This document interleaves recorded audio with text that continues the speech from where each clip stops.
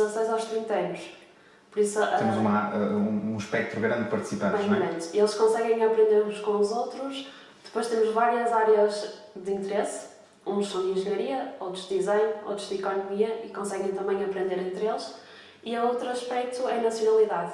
Nós temos aqui pessoas de França, de Espanha, da Irlanda e de Portugal. E em Portugal temos do continente, Exatamente. temos dos Açores e da Madeira. Por isso dá aqui uma complexidade. Só por aí nós, portugueses, também já estamos representados daqui de várias secções. Eu também partilho essa opinião, acho que o Creative Jam vai ser um evento muito interessante. Gosto particularmente dessa interação entre os vários jovens de vários pontos, então conseguir vê-los, hoje em dia pode ser difícil pensar isso, não é? Mas estar refugiados atrás de uma rede social ou de um telefone não é bem a mesma coisa como vê-los aqui interagir uns com os outros, e acho que tem sido e vai ser certamente muito produtivo para a economia azul, é que é exatamente sobre isso que a Atelic está a funcionar, não é? Porque vão aprender não só sobre a economia azul, mas também desenvolver as tais soft skills que hoje em dia são super valorizadas e que eles atrás de um computador não conseguem desenvolver.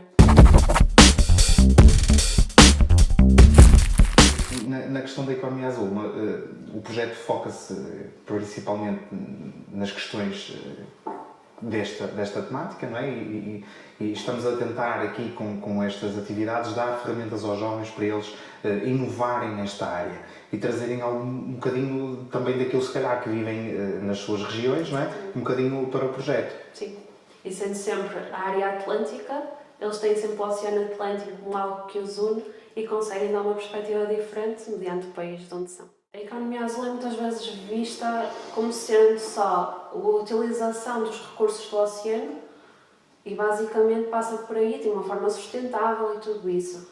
Na minha opinião, tem de ser algo muito mais complexo e holístico, porque o oceano é tão grande e ocupa tanto o nosso planeta que nós temos de pensar de uma forma mais abrangente.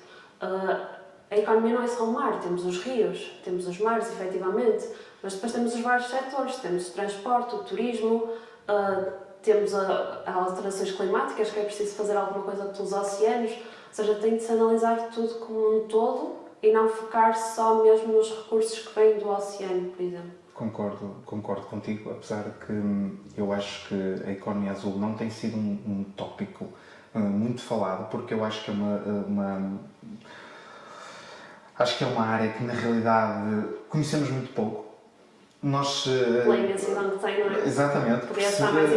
Temos uma percepção de economia azul muito ligada ao mar, que estavas a falar, mas a economia azul está presente em imensos aspectos das nossas vidas, não é? E nós às vezes desvalorizamos um bocadinho isso, ou seja, neste caso específico, uma pessoa que vive no interior está na mesma dependente da economia azul, seja em termos de alimentação, seja em termos energéticos, seja em termos de poluição, quer do próprio ciclo da água, que normalmente uma pessoa que está no interior, não é? Normalmente está logo direto ao rio. A maior parte da evaporação acontece no mar, por isso, ou seja, todo este ciclo da água também, apesar de ser uma coisa amplamente conhecida, não é se calhar trabalhada nem absorvida na mesma proporção em que absorvemos outros temas. Isso é que é acho que a educação, exatamente, acho que a educação neste ponto, e nos últimos anos, se calhar vamos falar na última década ou nas últimas duas, a educação na economia azul tem falhado um pouco nisso, mas eu acho que também vem da nossa própria incompreensão sobre o ecossistema em si. E como começamos há pouco tempo em Portugal para a reciclagem nas escolas, se começássemos também a falar um bocadinho da economia azul e do mar, se calhar pequeninos, não é? Não trazer o mar para as escolas, mas se calhar levar as escolas ao mar. Exatamente, e à praia. Ou à economia azul em si, nesse caso.